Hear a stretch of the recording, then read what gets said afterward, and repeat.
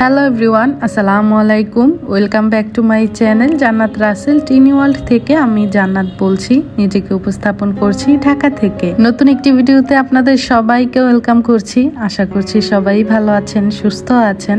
আলহামদুলিল্লাহ, আমরাও ভালো আছি। ঈদ চলে গেছে, প্রায় অনেক দিনই হয়ে গেছে, কিন্তু আমি ঈদের ব্লগ আপনাদের সঙ্গে শেয়ার করতে পারিনি। তার কারণ হচ্ছে আমি বেশ কিছুদিন যাবত অনেক বেশি অসুস্থ।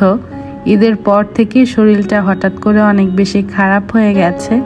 তো শরীর খারাপের জন্য আবার শ্বশুর বাড়িতে ছিলাম, সেই জন্য আর ঈদের ব্লগ আপনাদের সঙ্গে শেয়ার করতে পারিনি। আপনাদের সবার দোয়া এবং ভালোবাসায় আলহামদুলিল্লাহ এখন কিছুটা সুস্থ আছি। তারপরও সংসারের কাজ করতে আমার অনেক বেশি কষ্ট হয়ে যাচ্ছে। প্রতি বছর আমাদের কুরবানির ঈদের আগের দিন শ্বশুর বাড়িতে যাওয়া হয়, কিন্তু এবছর 2 দিন আগেই শ্বশুর বাড়িতে চলে গিয়েছিলাম। আর এটা হচ্ছে আমাদের কুরবানির ছাগল। গরুর পাশাপাশি প্রতি বছরই আমাদের ছাগলও কুরবানি দেওয়া হয়। যদিও ঈদ চলে গেছে, বেশ অনেক দিন হয়ে গেছে, কিন্তু আমার ভ্লগে ঈদের আমেজটা আজকে আপনারা দেখতে পাচ্ছেন। এগুলো আমার ঈদের শুট করা ভিডিও ছিল, সেই জন্য সবাইকে ঈদ মোবারক জানাচ্ছি। সবাই ঈদ কেমন কাটালেন সেটাও কমেন্ট বক্সে জানাবেন। সবাই এখন ঈদগায় চলে যাবে ঈদের নামাজ পড়ার জন্য। তার আগে তাদের সবাইকে একটু ক্যামেরাবন্দি করে নিয়েছি। প্রতি বছরই তাদের কিছু ছবি তুলে রাখি স্মৃতি হিসেবে। এখন হচ্ছে বাচ্চার বাবা বাচ্চাদের সালামি দিল।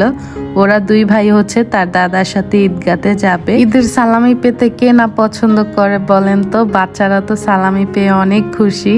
আমার শ্বশুর সবার আগেই সালামি দিয়ে দিয়েছে, সেটা আর আপনাদের সঙ্গে শেয়ার করতে পারিনি। যারা যারা ভিডিওটি দেখা শুরু করেছেন তাদের সবাইকে রিকোয়েস্ট করছি, যারা লাইক দিতে ভুলে গেছেন প্লিজ একটি লাইক দিয়ে ভিডিওটি দেখা কন্টিনিউ করবেন। যারা নতুন হয়ে আজকে আমার ভিডিওটি প্রথম দেখছেন, চাইলেই ছোট্ট চ্যানেলটি সাবস্ক্রাইব করে আমার এই ছোট্ট চ্যানেলের সঙ্গেই থেকে যেতে পারেন। এবছর হাজবেন্ডের থেকে ঈদে কত টাকা সালামি পেয়েছেন সেটাও কমেন্ট বক্সে জানাতে ভুলবেন না।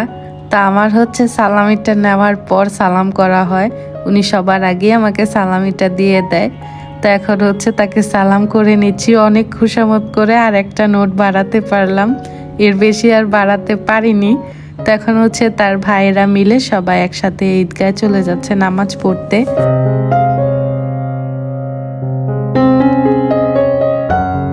তারা ঈদের নামাজ শেষ করে এখন হচ্ছে গরু কুরবানি দিতে নিয়ে যাবে। সবাইকে ডাকা হয়েছে বিদায় দেওয়ার জন্য। তো এই পর্যায়ে গরুটা অনেক বেশি ছটফট করছিল। গরুটা তো আগেই বুঝতে পেরেছে যে তাকে আল্লাহর নামে কুরবানি দেওয়া হবে। আসলে অবলা প্রাণী অনেক বেশি কষ্ট লাগে এই পর্যায়ে। তো গরুটা অনেক বেশি ছোটাছুটি করছিল, যেতে চাচ্ছিল না। আমার শ্বশুর বাড়িতে নির্দিষ্ট একটা জায়গা আছে, যে জায়গায় এলাকার সবার কুরবানির পশু নিয়ে যায়, তারপর এক এক করে হুজুর হচ্ছে জবাই করে। বাড়িতে জবাই করা হয় না, এটা খুব ভালো একটা দিক। তো আমাদের গরু জবাই করার পর মাংস কেটে কেটে খন্ড খন্ড করে আর কি নিয়ে আসছে। আমার বিয়ের পর থেকেই প্রতি কুরবানির ঈদের মাংস আমরা সবাই মিলেই একসাথে কাটাকাটি করি। আলহামদুলিল্লাহ, এই বিষয়টা আমার অনেক বেশি ভালো লাগে। আর এই কুরবানির মাংস কাটাকাটি নিয়ে আমি অনেক বেশি এক্সাইটেড থাকি, সেজন্য আমার না কুরবানির ঈদটা অনেক বেশি ভালো লাগে। যদিও কাজ বেশি থাকে, তারপরও আমার অনেক বেশি ভালো লাগে কুরবানির ঈদ। আরেকটা মজার বিষয় হচ্ছে, এই প্রথম আমার বাচ্চারা কুরবানির মাংস কাটছে। আলহামদুলিল্লাহ, ওরা নিজেরা এত বেশি আগ্রহ দেখিয়েছিল যে ওদেরকে না দিয়ে আর পারলাম না। যদিও ভয় কাজ করছিল বটি দিয়ে কাজ করবে, তারপরও আলহামদুলিল্লাহ অনেক সুন্দর করে মাংস কাটতে পেরেছে।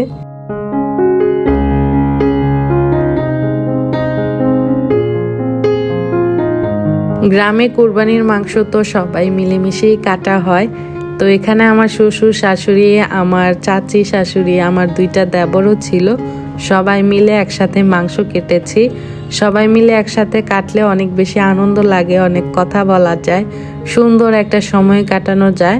তার পাশাপাশি পরিবারের সঙ্গে সুন্দর একটা সম্পর্কও বজায় থাকে, পারিবারিক বন্ধন যেটাকে বলে আর কি। তো এখন হচ্ছে মাংসগুলো ঘরে নিয়ে আসা হয়েছে। প্রতিটা পার্ট বাই পার্টের মাংস আলাদা আলাদা জায়গায় রাখা হয়েছে যেন মিশে না যায়। তো আমাদের এখানে হয় কি, কলিজা, ফ্যাপসা, তারপর সিনার মাংস আর চটির মাংস, এগুলো বড় পাতিলে একসাথে বসিয়ে দেওয়া হয়। এখানে প্রায় হবে 15 কেজি বা 20 কেজির মতো হবে। আরেক পাতিল হচ্ছে আলাদা সুদ মাংস রান্না করা হয়, সেটাও 10 কেজির মতো ছিল। তো আমার শাশুড়ি হচ্ছে রান্না বান্না করছে, আমরা হচ্ছে আদার্স কাজগুলো করছি। কুরবানির ঈদের যত কাজ থাকে আমার শাশুড়ি একদিনই সব কাজ শেষ করে ফেলে। একটু কষ্ট হলেও একদিনে কাজ শেষ করলে পরে কিন্তু আরাম করা যায়। তো এগুলো হচ্ছে নলি বা পায়া, এগুলো জাল করে রেখে দিয়েছে। 2-3 দিন জাল করার পর তারপর হচ্ছে বাগার দিবে, নিহারি হবে আর কি। কুরবানি ঈদের মাংস রান্নার কিন্তু অন্যরকম টেস্ট, এই টেস্ট আসলে অন্য কোনো দিন রান্না করলেও পাওয়া যায় না। তো কুরবানির ঈদের মাংস রান্না করা কিছু ফ্রিজে রেখে দিবে আমাদের জন্য, পরবর্তীতে যেন খাওয়া যায় আর কি। ভুড়িগুলো ভেজে রেখে দিয়েছে, এগুলো ডিপ ফ্রিজে রেখে দেবে। আর এখানে হচ্ছে নেহারি রেডি হচ্ছে। আমার শ্বশুর আবার এই নেহারিটা অনেক বেশি পছন্দ করে, 2-3 দিন জাল করার পর নরম হয়ে যায়, সেটা আবার খেতে ভালো লাগে। আজকে আমার 2 ননদ তার বাবার বাড়িতে বেড়াতে আসবে, সেই জন্য খাসি জবাই করা হচ্ছে আর কি। এখানে আমার শ্বশুর আর আমার দেবর মিলে খাসিটা জবাই করবে। এবছর 1 সপ্তাহের মতো গ্রামের বাড়িতে ছিলাম, চেয়েছিলাম ঈদের দিন সুন্দর করে একটা ব্লগ করব, আপনাদের সঙ্গে শেয়ার করব গ্রামের বউদের সারাদিন ঈদের দিন কি কি কাজ করতে হয়। আসলে এত পরিমাণের কাজ থাকে, ভিডিও শ্যুট করাও কিন্তু অনেক বেশি কষ্টের হয়ে যায়। ট্রাইপড নিয়ে গিয়েছিলাম, তারপরও ভিডিও শ্যুট করতে পারিনি।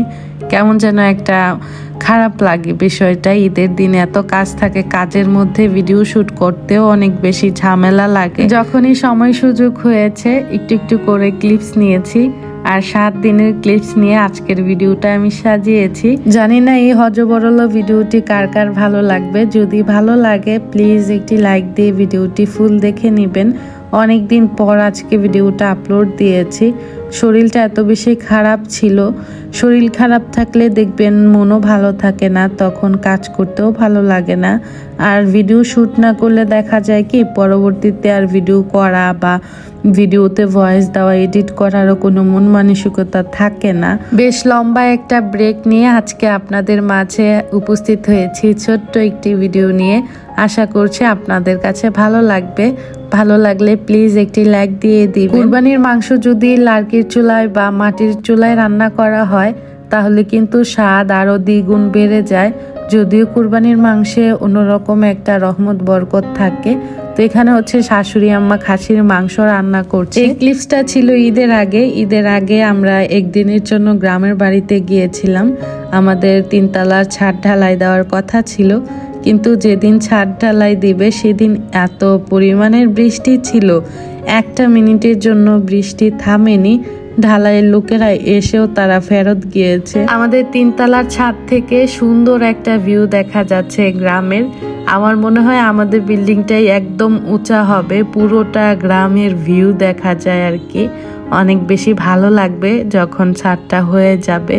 তো বৃষ্টির দিন ছিল, তো বৃষ্টিতে ভিজারও অনেক বেশি ইচ্ছে হচ্ছিল। তো সে আমাকে উপরে টেনে নিয়ে আসছে, 2 জন মিলে অনেকক্ষণ দাঁড়িয়েছিলাম ছাদে। এত সুন্দর ওয়েদার দেখে কি ঘরের মধ্যে থাকা যায় বলেন তো? তো সে টেনে নিয়ে আসার পর এত ভালো লাগছিল, ঝিরিঝিরি বৃষ্টিও পড়ছিল।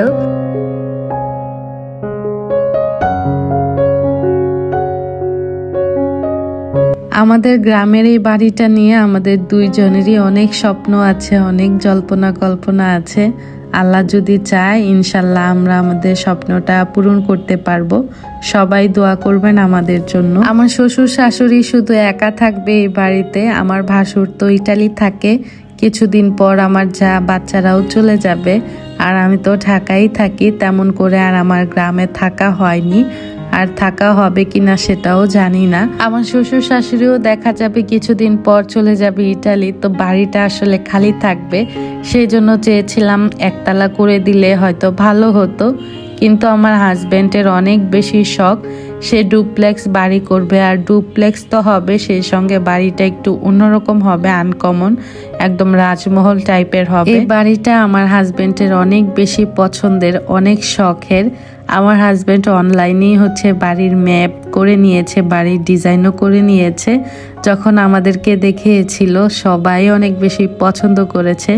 পছন্দ করার মতনই একটা বাড়ি হবে ইনশাল্লাহ।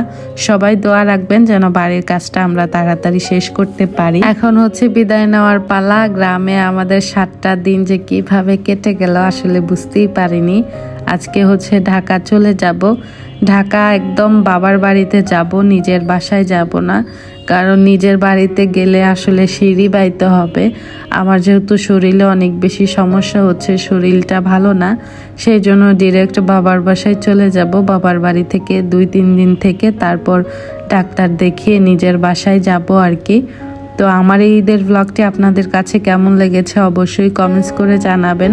ভালো লাগলে একটি লাইক দিয়ে দিবেন। আগামী ব্লগ দেখার আমন্ত্রণ জানিয়ে আজকে এখান থেকেই বিদায় নিচ্ছি। সবাই ভালো থাকবেন, সুস্থ থাকবেন। আমার এবং আমার পরিবারের জন্য দোয়া রাখবেন। আসসালামু আলাইকুম, আল্লাহ হাফেজ।